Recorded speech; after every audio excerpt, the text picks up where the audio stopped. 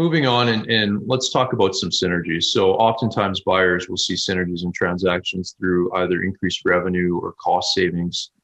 Simon, how are these potential synergies incorporated into, the evaluation that you might do? Yeah, a buyer will often look at where he can make savings or he can add some cross-sell to product. Doesn't really want to pay for it though, because that's what he's bringing to the table, and that's what he's looking to get the benefit of. Where he may pay it is he may be more excited to bid for the business, and therefore he may pay a higher multiple of revenue or multiple of profit, because he can see that he can grow that profit more quickly. But it certainly, if it's a really competitive process, they may work with the seller to identify specifically those synergies. They may then bake them into the EBITDA and pay that multiple and justify that multiple against a higher EBITDA, but only once they have gone through due diligence and been, are sure that they can lock those in.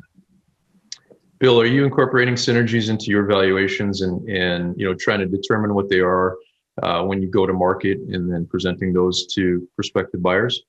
Sure. We like to come up with 4 to 6 key selling points, as we call it, which might touch on the synergies of a potential buyer, some of the things that a buyer might get in addition to just the basic revenue and the profits of the business.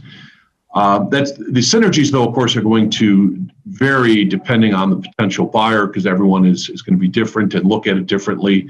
I've had a couple transactions in my career where we had companies that were nice businesses but were profit challenged, but had other attributes that were of interest to the buyer, namely world-class distribution center, great inventory systems, things like that the buyer might have had a nice business but was pressed for space at their existing facility. Maybe they had a cramped, decrepit facility and they were looking for a new facility. So having a client with a great facility, maybe it's underutilized, but world-class in terms of the technology, quite often that is a synergy that is going to get baked in there, that the buyer really needs. They're going to have to make an investment one way or another. And so I've had a couple of very nice transactions where that was factored in for the buyer.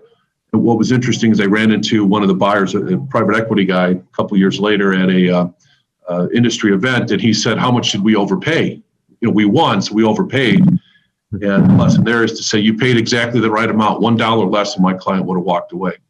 They did pay. They were far above everybody else, but of course, that was still not enough for my client, the seller. Yeah, for sure. Never is.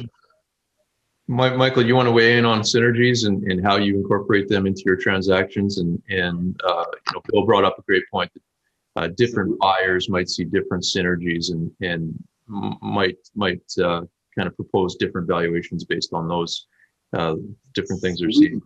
We include, and we're kind of, as I say, very aggressive in terms of listing out. There's 2 types of synergies. One on the cost side, we can buy something cheaper than you. And the other is on the revenue side. Gee, we're doing all this without advertising or sales force. You have, 1,000 person sales force. That's good. It's, as I think Bill alluded to, most buyers don't want to pay for what they bring to the table. But in a competitive situation, and this is why we do it, it's very important for the buyer to know that we know what their P&L is when they go for approval. So there's two kind of numbers the buyer's looking at. They're looking at what we presented, but they're also looking at what's the likely scenario once they buy it. And that's the number that very often they look at. So we want to make sure that they know that we know what they're looking at. And so it conveys a lot, I think, in the competitive situation, which we're usually in.